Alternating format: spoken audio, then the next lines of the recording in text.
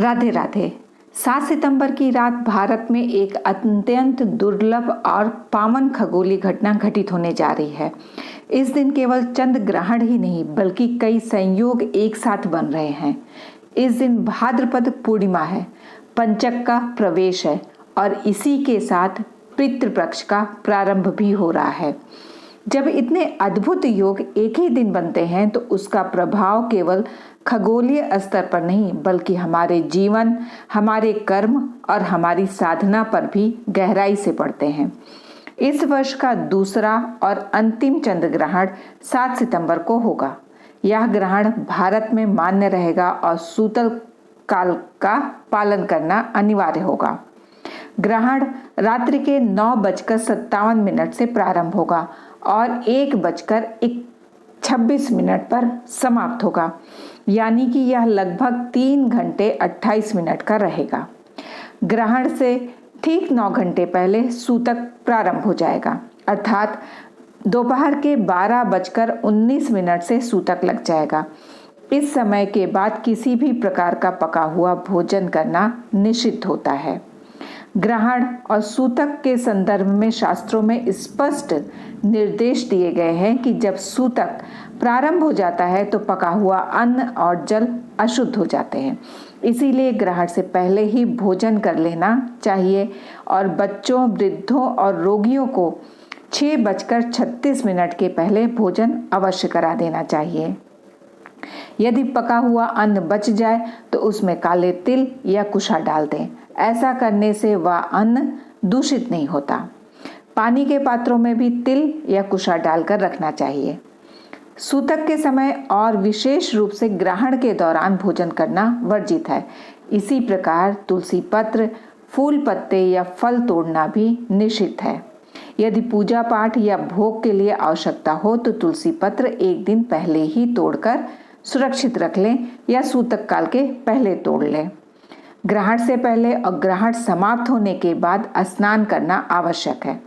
गंगा जल मिलाकर स्नान करना या हर हर गंगे का स्मरण करते हुए स्नान करना अत्यंत पुण्यकारी होता है।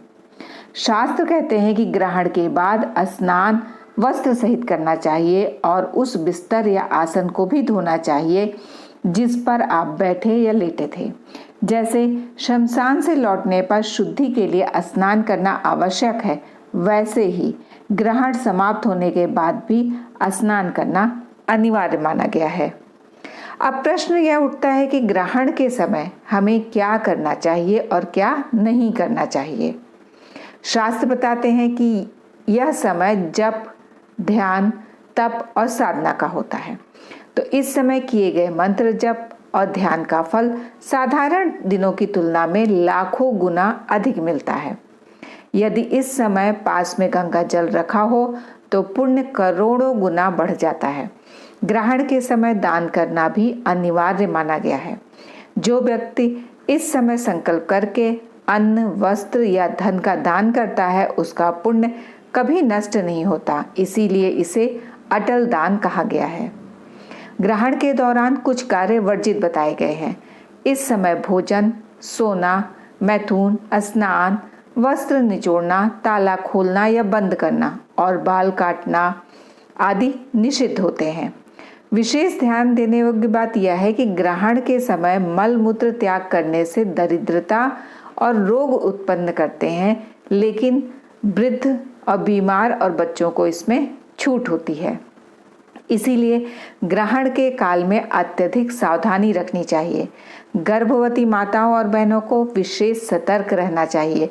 इस शास्त्रों में कहा गया है कि ग्रहण काल में केवल गंगा, यमुना, नर्मदा, गोदावरी जैसी पवित्र नदियों का स्मरण मात्र से ही 100 यज्ञों का फल प्राप्त होता है। गंगा जल का स्पर्श करने से गोमेध यज्ञ का, गंगा जल पीने से सौत्रामणि यज्ञ का और गंगा जल से स्नान करने से अश्वमेघ यज्ञ का फल प्राप्त होता है। और अब सबसे महत्वपूर्ण बात, पितृतर्पण, क्योंकि यह चंद्र ग्रहण पितृपक्ष के पहले ही दिन से हो रहा है, इसलिए इसका महत्व और भी बढ़ जाता है। शास्त्र कहते हैं कि ग्रहण के समय किया गया तर्पण सभी पितरों को तृप्त करता है। इसीलिए ग्रहण काल के दौरान ही तिल, कुशा और जल से पितरों का तर्पण करना चाहिए। यह सबसे श्रेष्ठ और फलदायी माना गया है। फिर ग्रहण समाप्त होने के बाद शुद्ध स्नान करके पुनः पितरों का स्मरण करें और संकल्प पूर्वक दान करें। इस प्रकार दोनों ही कर्म पूरे हो जाते हैं और पितरों को पूर्ण संतुष्टि होती है। 7 सितंबर का यह चंद्र ग्रहण केवल एक खगोलीय घटना नहीं है, बल्कि यह हमारे लिए साधना, पुण्य, दान और तृप्ति पितृतर्पण का एक महान अवसर है।